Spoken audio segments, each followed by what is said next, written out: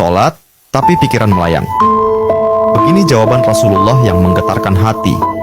Pada suatu majelis Rasulullah, suasana terasa begitu tenang. Para sahabat duduk melingkar menyimak setiap perkataan beliau dengan penuh perhatian. Namun, di antara mereka, ada seorang sahabat yang tampak gelisah. Jemarinya saling menggenggam, matanya menunduk, dan napasnya terasa berat. Setelah beberapa saat ragu, ia akhirnya mengangkat wajah dan berkata dengan suara lirih, "Wahai Rasulullah, aku ingin bertanya, tetapi aku khawatir pertanyaanku ini akan membuatku semakin malu di hadapan Allah." Rasulullah pun tersenyum lembut, menatapnya penuh kasih sayang.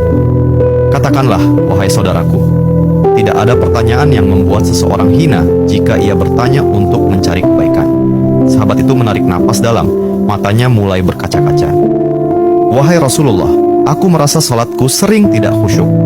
Kadang aku mengingat urusan dunia, kadang pikiranku melayang entah kemana.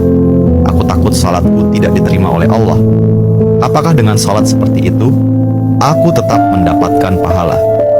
Suasana majelis seketika menjadi hening.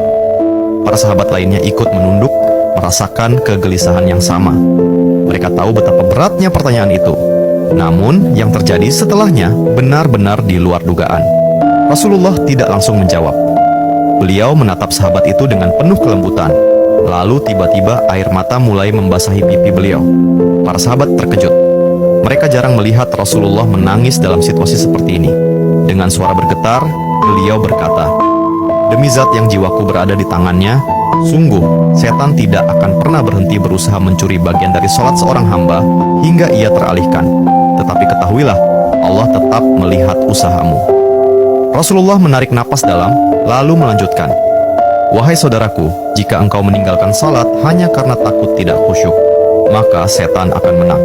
Tetapi jika engkau tetap berusaha salat meski pikiranmu teralihkan, ketahuilah bahwa setiap kali engkau berusaha kembali kepada Allah dalam salatmu, saat itulah Allah menyambutmu." Mendengar itu, sahabat tersebut tak mampu menahan tangis. Begitu pula para sahabat lainnya. Kemudian Rasulullah melanjutkan dengan penuh kelembutan, "Bayangkan seorang ibu yang melihat anaknya berjalan ke arahnya, tetapi anak itu sering jatuh dan tersandung. Apakah sang ibu akan marah? Tidak. Ia justru akan berlari menghampirinya, mengangkatnya, dan mendekapnya erat. Itulah Allah. Ia lebih penyayang daripada seorang ibu kepada anaknya. Selama engkau terus kembali, Allah akan selalu menerimamu." Air mata mengalir di pipi sahabat itu. Kata-kata Rasulullah begitu menusuk hatinya. Sejak hari itu, ia tidak lagi putus asa dalam sholatnya. Ia tetap berusaha khusyuk, dan setiap